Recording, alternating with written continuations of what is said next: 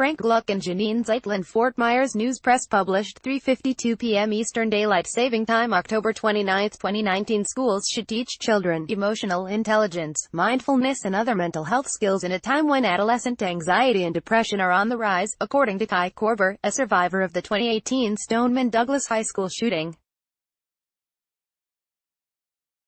Koerber, now a college student, gun control advocate and proponent of mental health education, will be the keynote speaker for the 9th annual Florida Gulf Coast University's College of Education Mental Health Conference.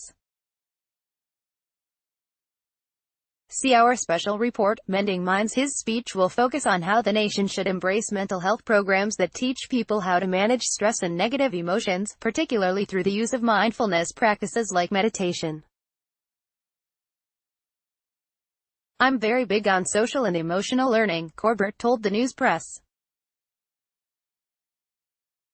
"So, I think, providing students with access to holistic resources to help to teach themselves how to mitigate the negative emotions in a holistic way, instead of forcing the culture of pharmaceutical dependence that America's had for the past 50 to 100 years, like many others." Koerber blames social media, and the false narratives it can produce, for rising levels of stress, anxiety and depression in young people. Koerber, who is studying computer science at the University of California, Berkeley, also points to the pressure to perform well in school. "I think it's a mixture of social media and the ever-present facade of 'I'm always having fun,'" he said. "It's also the academic pressure as well." The event will be held between 8 a.m. and 3:30 p.m. on November 9 at the FGCU Cohen Center Ballroom.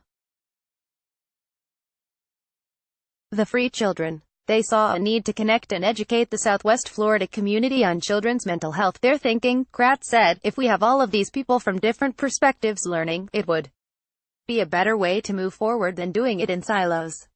10 years back, it wasn't something people were talking about, said Kratt, now a director in FGCU's College of Education. This year's focus is social justice and action. The News Press, Naples Daily News is a sponsor. Breakout sessions explore issues such as gender identity, human trafficking and addiction. News Press journalists will share the findings of their Mending Minds investigation on the mental health crisis facing Southwest Florida children. They will also interview local teenagers and parents about how they overcame barriers to help. The Saturday conference is open to everyone and often attracts providers, educators, students and advocates. Kratt would like to see more parents attend. More than 20 vendors offering resources that may help parents and children will be present. Since the conference began, the organizers have seen more community-wide collaboration and discussion on children's mental health issues. "People are really banding together," said Godfrey, now the owner of Lifescape Counseling Services in Fort Myers. "People are ready to be advocates." Follow these reporters on Twitter, @Frank Gluck and @Janine Zeitlin. If you go, what children? 8 a.m. to 3:30 p.m. Free, continental breakfast included. Register,